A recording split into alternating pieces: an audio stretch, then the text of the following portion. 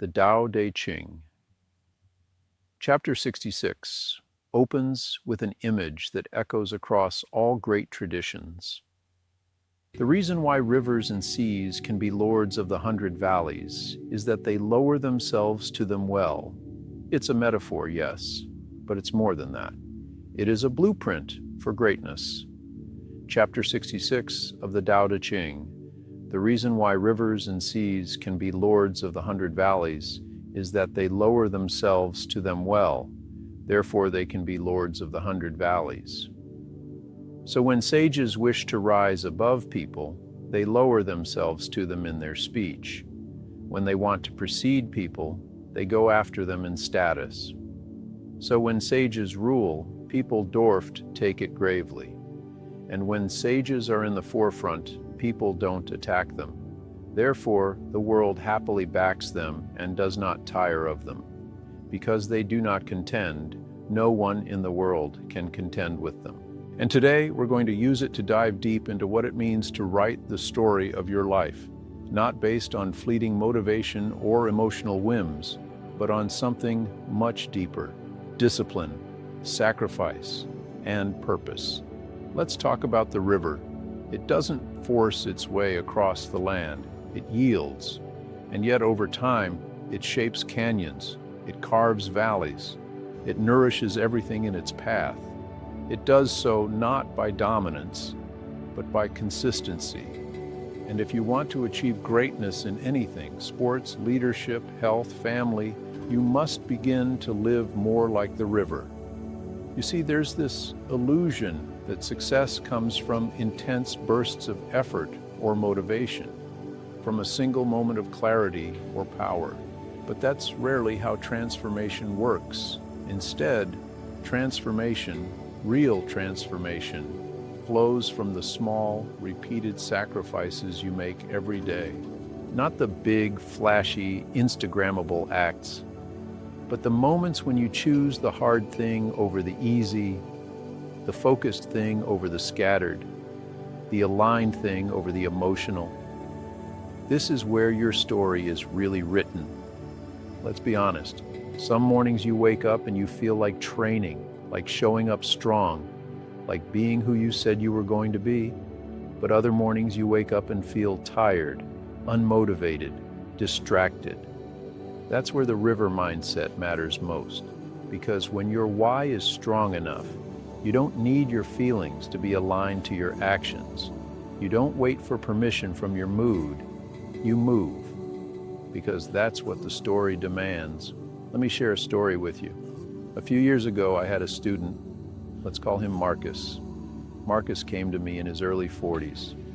Successful business owner, but worn out, burnt out, sick of winning on paper and feeling empty inside. He'd tried everything: life coaches, masterminds, books, supplements. Nothing stuck.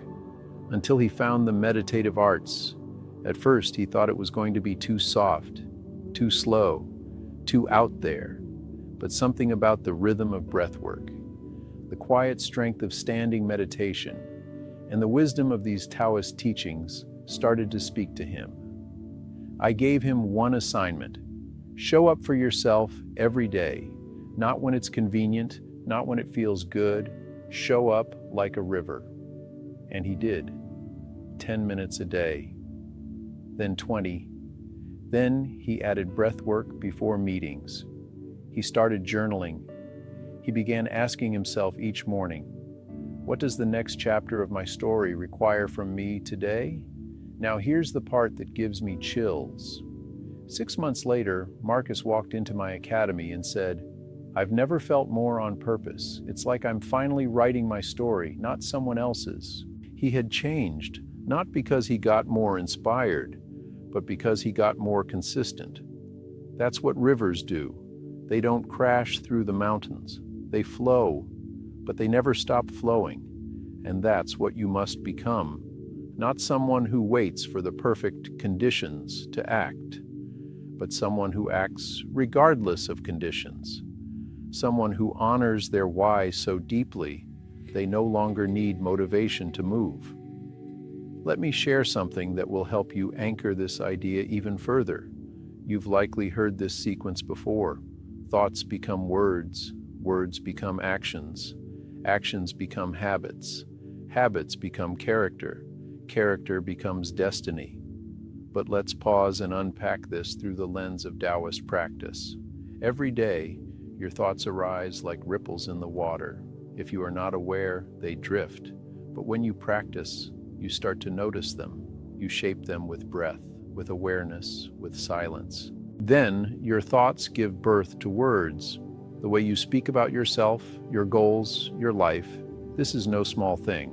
Words are spells. Words set direction. Speak loosely and your actions drift. Speak with precision and your actions align. Then those actions, when done with repetition, form habits. And habits, that's where the river cuts its groove. That's where your life takes form.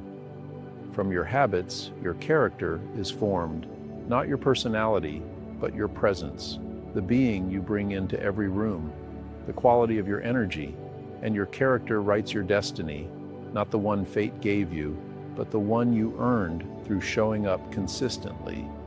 This is why we say, don't chase motivation, chase momentum. Be the one who writes their story on days they feel like it and days they don't. The Tao says, when sages wish to rise above people, they lower themselves to them in their speech. This applies to your internal dialogue too. When you wish to rise to a higher version of yourself, you must lower yourself into the simplicity of daily discipline. It's not about grand gestures. It's about humble repetition. The breath you do this morning, the standing meditation you do tonight, the silence you hold instead of arguing, the ritual that connects you to who you really are. These are not small things. They are your life. Every river is made of tiny drops. Every warrior is made of tiny choices. So here's your action item for today. Create a daily river ritual. One small thing you'll do each day, no matter how you feel. Something that builds the story you actually want to live. It could be 5 minutes of breath work upon waking, a handwritten note of gratitude, 10 minutes of standing meditation. Make it yours. Make it sacred. Make it non-negotiable. Because the moment you do that, you're no longer waiting to feel like it. You're flowing. You're writing your story. Not in bursts, but in rhythm.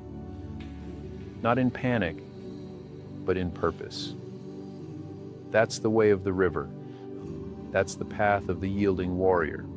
And if you want to go deeper into these teachings, if you want to build your life on this foundation, click the link below to order a free copy of The Yielding Warrior. Just pay for shipping and we'll ship it out to you today. Because the next chapter of your life deserves to be written by the part of you that is steady, the part of you that flows, the part of you that has always been waiting to come alive. Flow on, warrior. Your river is waiting.